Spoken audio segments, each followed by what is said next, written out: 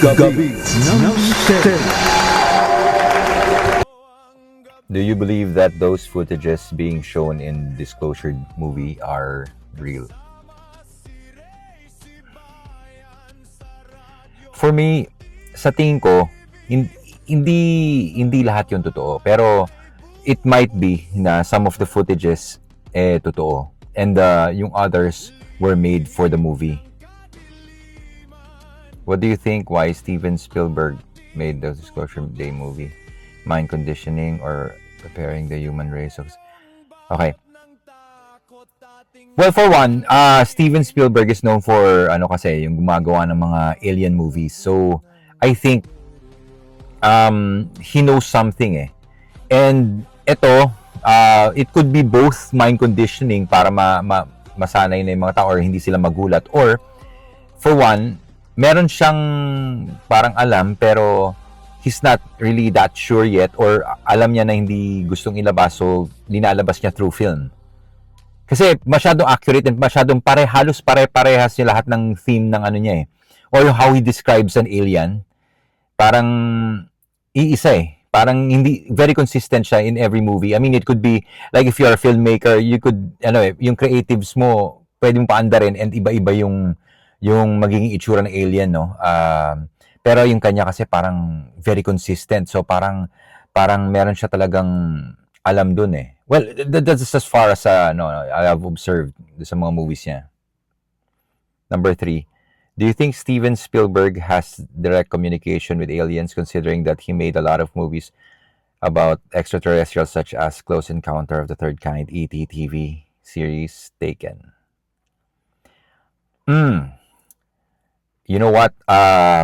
Yeah. A part of me saying yes, and a part of me is saying also that maybe not direct contact, but he knows something inside. Kasi if kung iisipin niyo sa Amerika, ilang beses na yan parang maraming lumalabas na news or maraming lumalabas na mga unexplained sightings, no, na hindi na pinapalaki. I mean, knowing the US with their technology, with their agencies na para dyan, I don't think na wala pa silang nakikita or hindi nila kaya i-explain yung mga nakikita na mga ganyan, katulad ng UFO and everything. So, hindi far-fetched na may alam si Steven Spielberg doon So, lahat ng mga balita at lahat ng mga pinapalabas na movies ni Steven Spielberg is parang parang masyado magkakadikit.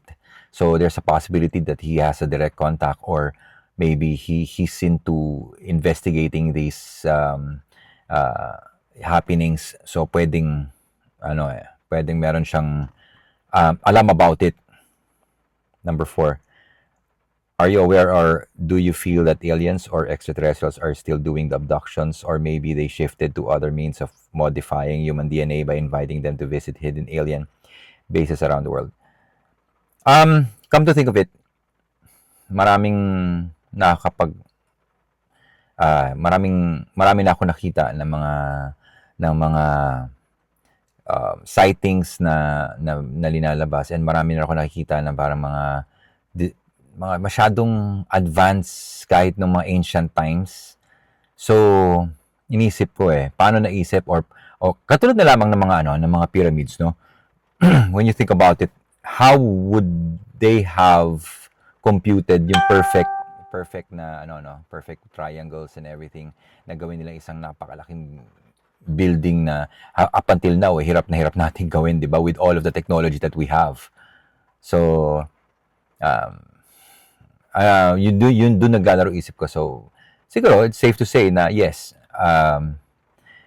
medyo naniniwala ako, no, that they're still there. But the abductions and everything, I'm not sure, pero I've read a lot, enough na para sabihin ko na masyadong consistent kahit iba-iba yung lugar nila, iba-iba yung time, hindi sila magkakakilala, pero pare-pareho ng kwento.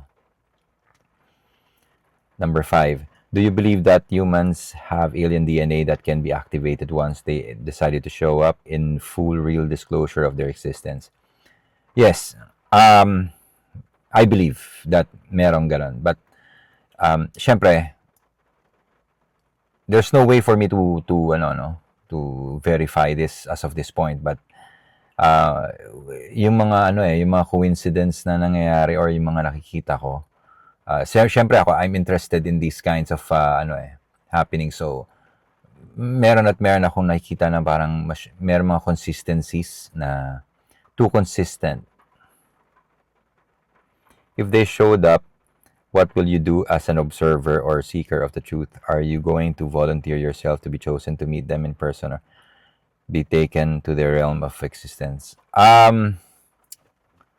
No. If ever this happens, I will not. Siguro, I don't know enough about them for me to say that I'll be safe with them or kilala ko na sila, alam ko na yung gagawin nila. Siyempre, hindi.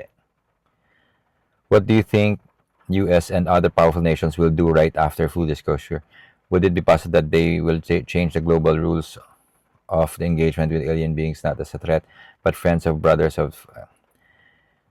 Well, there's a possibility kasi with all of these things happening around the world, I mean, I'm talking about yung mga linalabas na movies o yung mga paniniwala ng mga tao regarding this. I think they would balance things, no? Depende kung paano yung approach din ng aliens na magpapakita, or unless they already know about it or they're in contact with these beings already. Yun. Number 8, any advice to everyone if they have UFO or alien sightings? Okay, please go out in the open or go to people who have or who believes or who are researching on these things. And maraming private groups or organizations, pwede kayo lumapit doon kasi if you fear that baka huliin ka ng mga nasa government or whatever, I think it's best that you go to a private organization first and then you plan how you can talk to yung mas matataas na agencies. Gabi ng Misteryo. Gabi ng Misteryo.